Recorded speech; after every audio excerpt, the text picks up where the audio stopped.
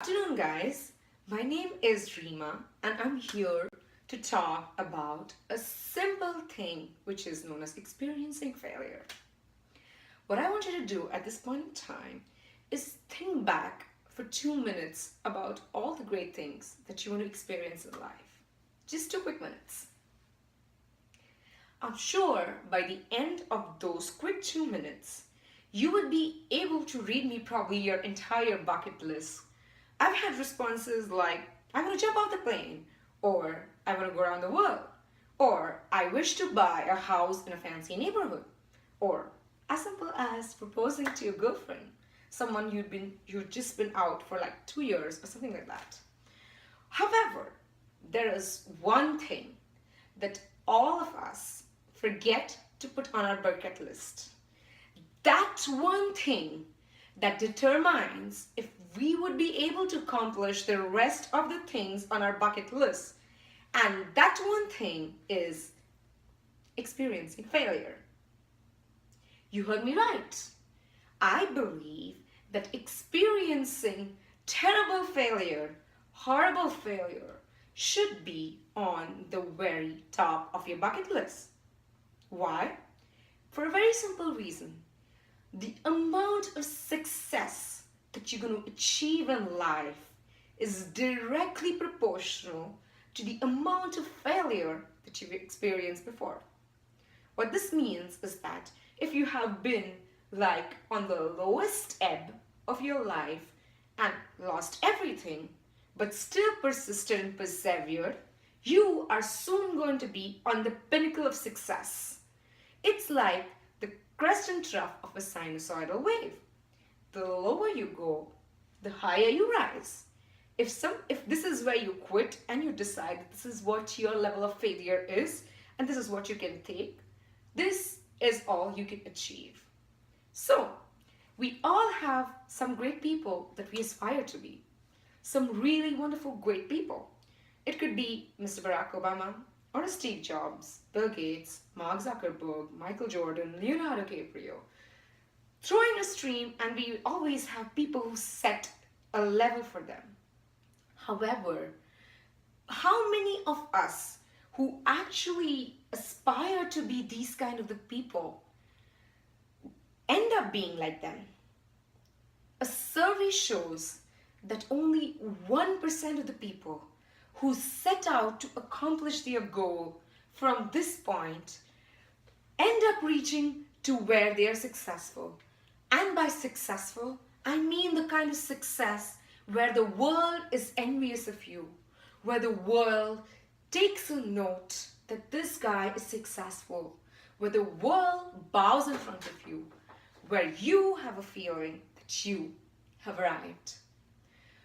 What is it that distinguishes these amazingly awesome people on one end of the spectrum who are immensely successful from the ones which are ordinary and successful and on this end of the spectrum, and that is a vast majority of it?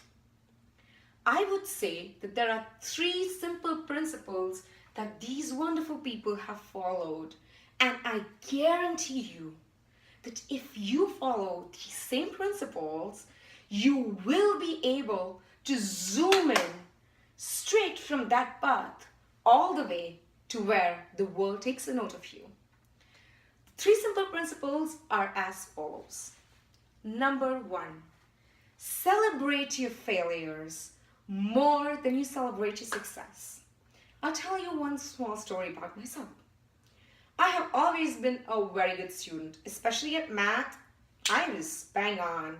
I had always a straight A, always on the top of the game, always someone who has been revered. All the teachers would give an example of me. And then this happens to me where I'm in engineering. I am really prepared. I know my content very well. It's my very first semester in the engineering and I go take the exam. In the exam hall, can you imagine what happened? I blanked out. Nope, I'm not kidding. I was sitting 3 hours straight into the examination hall, staring at my question paper, trying to jog my memory of a single problem that I had practiced on the paper which let me tell you I had, but it wouldn't come to me. At the end of 3 hours, I turned in the paper. 2 months after the results came out, naturally I had failed. I was sitting in one corner of my room, absolutely miserable, weeping over my failure and how bad I had done, which is when my dad walked up to me. He handed me a huge pint of Ben& Jerry dark chocolate chip ice cream, and I looked at him with amazement. I raised my eyebrows at him and asked him what that was, which is when he told me something that stays with me even today. That you need to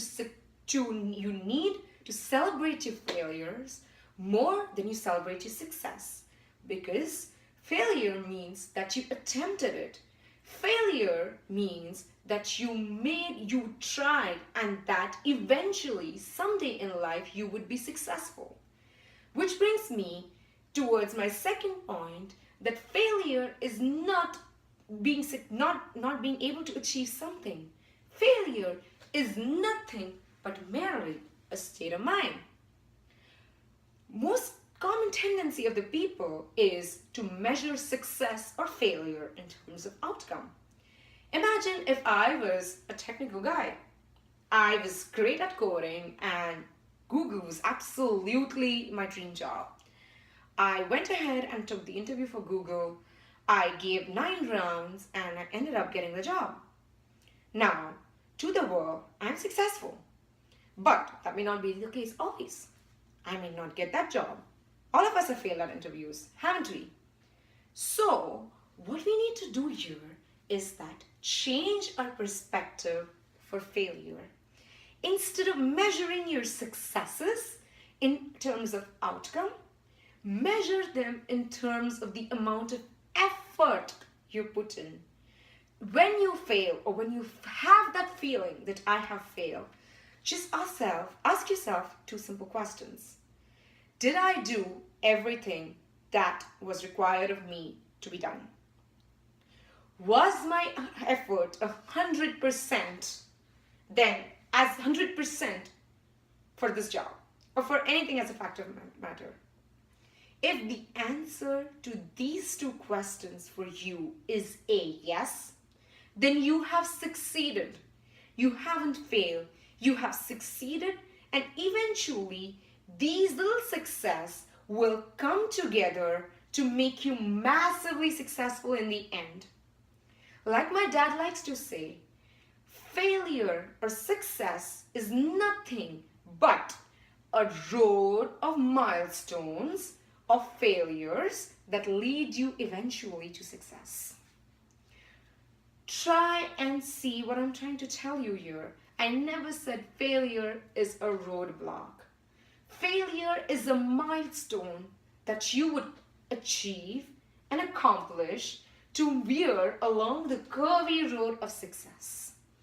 And last but not the least is that erase the word quit from your mental dictionary. Erase that word. These people on that end of the spectrum are successful, more successful than these people, only because they persevered enough to see the results. They persevered enough patiently to get where they are at this point of time in their life. Have an unrelenting thirst for success.